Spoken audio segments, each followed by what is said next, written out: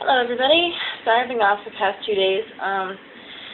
Last been holiday, my husband came over the other day and we hung out, so it was kind of nice. Spending some much needed time together. So when I came back to the news this morning, I found a few things on one of our most talked about topics in the news lately. Gun control and yet again another shooting on school grounds. This time it was in Kentucky at a college this past Tuesday, and the shooter's currently in custody. Apparently one of the victims was the shooter's ex-girlfriend, age 20, and the other two victims were her uncle and her cousin, ages 53 and 12. Personally, I'm saddened by this because, I mean, who really needs to be shot to begin with? But, except for the people who do this kind of thing, sometimes I really think they need to just be shot. But, the entire reason for this was a dispute over custody of the 2-year-old child between the shooter and the ex-girlfriend. But I honestly don't see why the shooter had to harm the 12-year-old cousin. I mean, honestly, I could see the uncle of the ex-girlfriend trying to stop the shooter from harming his niece. But at the same time, I don't see how the 12-year-old deserved to be shot in any way, that they could have done anything to provoke being shot. Unfortunately, they did not die at the scene, but this happened on Tuesday afternoon, and the 12-year-old died Wednesday evening. This act of violence put the school on lockdown for the entire day on Wednesday, and they just opened back up this morning. But apparently it was, it's just really sad. I hate to hear that this kind of thing happens. It just does not make a whole lot of sense. And unfortunately now the 2-year-old is in custody of a, I guess an orphanage of some kind. They're in social services custody now. So this child has no parent at all anymore, and no uncle to go to. Hopefully there's more family for this child to go to, or else it's going to be stuck in a foster home. It's very sad. But this act of violence brings me to the story of gun control. Our President Obama said that he's going to change some things about how we own guns. He's proposed some laws that include stuff like universal background checks on firearms purchases, limits on the capacity of ammunition magazines, as well as a ban on assault weapons. It's part of a broader, more comprehensive effect to curb gun violence. The proposals were generated by a task force led by Vice President Joe Biden, who was put in charge of it. It seems, though, that key lawmakers are a little non-committal, or rather openly skeptical, about the president's new plan, and it seems the NRA is trying to play hardball by this. I've actually seen some of a commercial. They are calling him a hypocrite for allowing Secret Service protection of his daughters at school while denying their proposal to have armed guards in every school in America.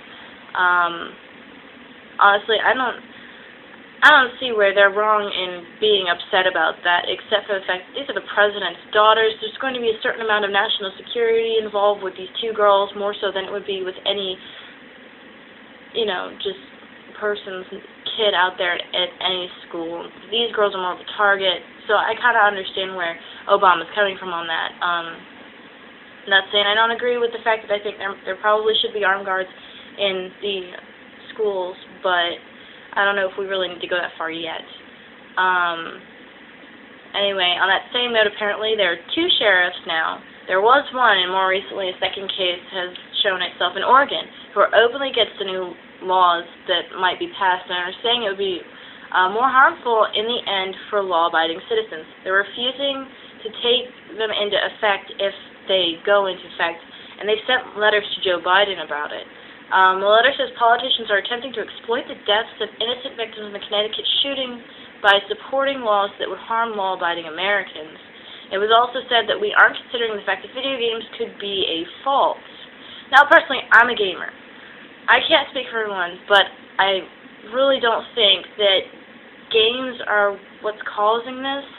I know personally the ESRB does what it can to keep these games out of the hands of more impressionable young children who should not be playing these things. Now, of course, I'm not playing anything, I don't understand how you could think that doing it in a game and doing it in real life is okay, but of course that's just me. Honestly, I don't really play anything where I'm shooting and killing other human beings. I play stuff like Halo, where you're killing grunts or, what have you, except for, I guess, when you're playing against each other, but stuff like Call of Duty is like that all the time, and that's what's going on out there right now. I mean, people are killing each other on a day-to-day basis. It doesn't make it right, but it still happens. It takes, I guess, a more mature audience to handle these games. So the USRB is trying to do what it can to keep these games from getting into the hands of these young children, and there's only so much you can do. Honestly, I think it has more to do with the parents being responsible. I mean, a lot of parents, it seems these days, they have the kid, and then they just go, okay, go do what you want, watch TV, play video games, leave me alone, I have my own life. It's like, no, you don't have kids just to continue your own life the way it was. You have to be involved, and honestly, I think more of this has to do less with video games, less with TV, and more to do with parenting and proper guidance. But, we can talk about that later if you want. I'd love to see your comments on it if you're interested in a discussion. So go on ahead and comment down below. That'd be great. But we can move on to something else. This is a bit shocking, though. Apparently a man murdered his wife in 2006, a professor of some sort. He got out on parole recently, which means he only served 5 years for killing his wife. The woman was wrapping Christmas presents, and her brother, who was interviewed, he said he was going to come see her when he found an ambulance in her driveway, rushing her out of the house on a stretcher. She died shortly thereafter, and her husband was apparently sour over her recent wanting to get a divorce and decided it's a good idea to beat her to death instead of going through legalities. Needless to say, her family's appalled, and I am, and I totally would be too. Supposedly the parole board thinks since he was booked that he's taken responsibility for his, since he was booked, he's taken responsibility for his crime, he's shown good behavior, so that's enough to release him. Her brother says he's been taking care of his niece ever since the incident, and just, needless to say, he quotes, "This is not a shoplifting case. He took someone's life. That's wrong." I honestly agree with him, but what do you think? I mean, you can go on ahead and say what you like, and I would love to hear from you. But anyway, just enough about the sad news. Let's talk about something a bit more interesting. This is really weird, but I wasn't expecting this. It's one of the things I saw this morning. I was looking around on the newsy page, and I saw an article titled "Compassionate Priest Indicted in Crystal Meth Case." I know, I was just, you don't hear that every day. That's not one of those things. Like sometimes people talk about people getting killed or, but this just a priest selling crystal meth. Apparently, okay, this preacher resigned as a pastor after 9 years. He was a pastor at the St. Augustine Parish in Bridgeport, Connecticut. In June 2011, he was arrested January 3rd. I guess he resigned in June 2011. He was arrested January 3rd. He was charged with 6 counts of possession with intent to distribute, along with 4 other alleged distributors.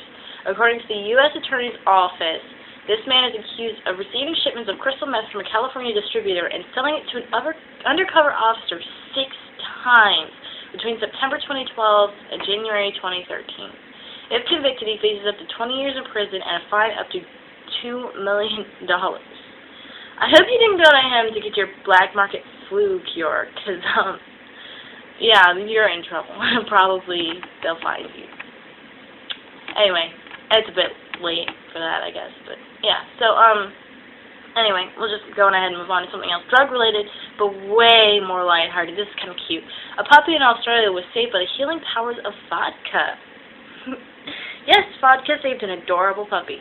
Apparently, it was a 10-week-old American Staffordshire puppy, and the poor thing nearly died of ethylene glycol poisoning after she licked radiator fluid off spare car parts in her owner's garage last week. After about half an hour, Cleo is her name, she was swaying on her feet and rejecting food. She nearly died, but she was rushed to the vet just in time where the owner had learned what happened. She was only hours away from renal failure. The vets administered vodka from a bottle a nurse happened to have in her car and gave her a shot of 30 milliliters through a nose tube every few hours. She consumed almost a bottle and a half in less than 3 days. The veterinarian said the vodka was used to stop a deadly chemical reaction in the liver. Good times for this little pup, huh? They could tell she was intoxicated, and they were saying, I can only imagine what it must be like to be drunk at 10 weeks old. I mean, that's like, I've never heard of that ever happening before. I mean, I don't think anybody really has, but, you know, 3 days of vodka for a few licks of radiator fluid, that's a good excuse to start a party. No, not really. I'm trying to be funny, and it's not working. Apparently it was quoted by the owner that she has slept a lot and she was eating a lot, and she seems really happy now. I'm sure she is. But anyway, last but not least, there's a very heartwarming story about a kitty named Tiny, who was apparently not so tiny when he was found outside of an SPCA New Brunswick, Canada, in a cardboard box and weighing a whopping 30-plus pounds. He got a forever home after a long year of losing half his weight and improving his life dramatically. Apparently, when he was taken in, he couldn't even clean himself. He was very depressed and wouldn't even eat for a few days. Eventually, one of the workers took him in as a foster parent, and after about a year of a calorie-controlled diet and regular exercise, he is now about 16 pounds, loves to run around, do normal cat things, like chasing lasers and stuff like that he could not do before. And it's really nice to hear that something like that happened. And so they had a party for him this past Saturday where it became official that the foster parent who took him in decided to adopt him, and now he's a happy kitty with a forever home, which is awesome because I know I love kitties. I have 2 of my own. Apparently he showed up to the festivities wearing one of his signature bow ties, which is made by one of the many volunteers who have faithfully tracked his progress. In fact, these ties have been sold on a basis of going to a donation fund under the name of Tiny's Ties, a line of ties for felines, and they have already raised $10,000 for that SPCA, which is great. On that note, I must say, Tiny, you are an awesome kitty. Not as cool as a 10-week-old drunk puppy named Cleo, but pretty awesome. I think you're an inspiration to all kitties out there who are chubby and lazy and need to get up and exercise. Like my cat. Anyway, I gotta go. Worky time coming up soon. Gotta leave. Gotta eat some breakfast. But bye, guys. Thanks for watching. I hope you have a great day.